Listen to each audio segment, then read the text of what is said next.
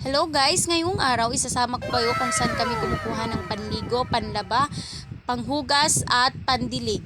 Ayan guys, tara samahan nyo kami. Ngayong araw kasama ko pala si ading ko, si Sarah May at ang aking pamangkin si Cardo.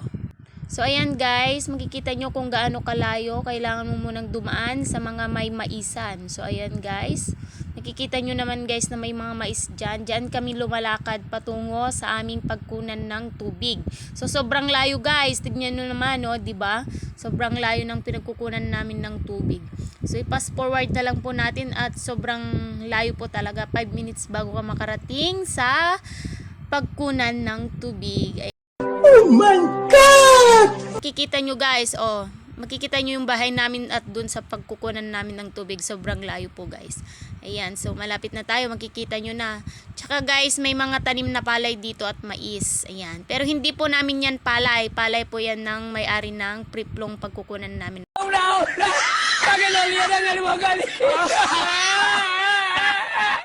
Malapit na tayo guys. Ayan, nakikita nyo na may mga nag-iigib pa. Ayan guys, nung dumating kami sa Priplo, may naglalaba na. So ayan guys, dito na din kami maliligo, kasama ko yung kapatid ko, yung pamangkin ko. So ayan guys, may naglalaba po dito, nauna po sila sa amin. So ayan, kasi po nagpapatubig po sila sa may palayan, kaya grab the opportunity po kasi sobrang layo po talaga ng Priplo sa amin. Ang hirap po mag-igib.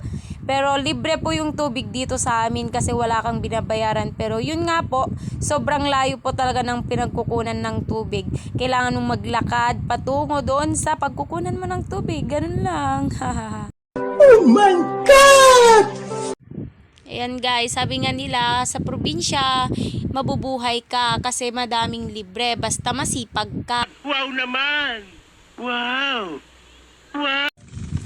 Awan bayad na. Ay, mabasa mo ah.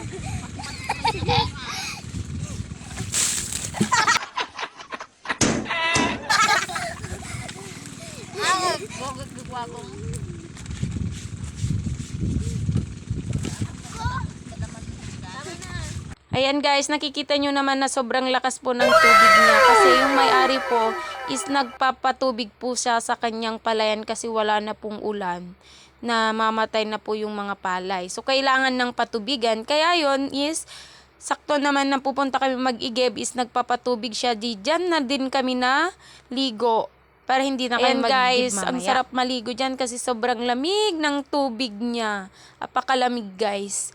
Tanggal ang init sa katawan kasi sobrang init ngayon, diba guys? So ayan, tingnan nyo, may naglalaba na din. Hindi na siya nag-igib ng panlaba niya para doon sa bahay nila maglaba. Diyan na lang siya naglaba kasi wala naman ng init.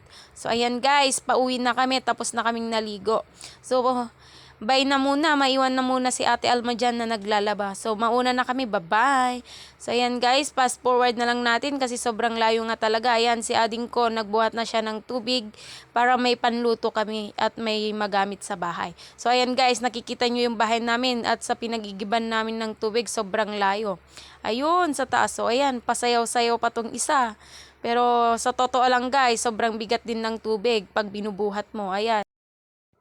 Ayan, uuwi na nga lang, magkukuha pa ng mais. Uy, matigas na yan. Huwag mong kukunin. Magagalit yung may-ari. Tapos, ayun, pinutol pa, kinuha pa. So, shout out sa kumuha ng mais. Ayan, so, malapit na kami guys. Ayan, maisan lahat yan. Sa likod ng bahay namin yan. Sa baba kami nag-igib ng tubig. Oh. So, ayan, yan si ading ko. Shout out sa'yo. Ayan, sipag-sipag niyan guys. Asawain nyo na. Char!